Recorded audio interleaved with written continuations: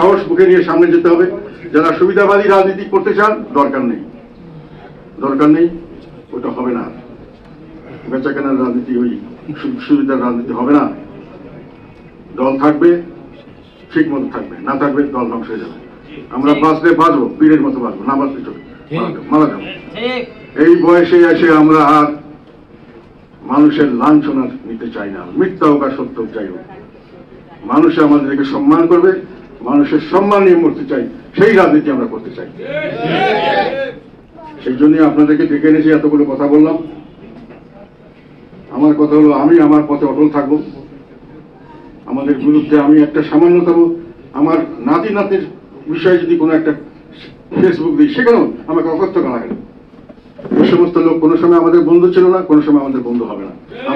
আমরা তাদের মুখের দিকে তাকিয়ে করবো না। তারা আমাদের শত্রু থাকুক, আমরা শত্রুকে মোকাবেলা করব জনগণকে সাথে নিয়ে। সেই জনগণ আমাদের সঙ্গে আসবে, সেই আশা ভরসা করছি। আপনারা আশা ভরসা করেন না?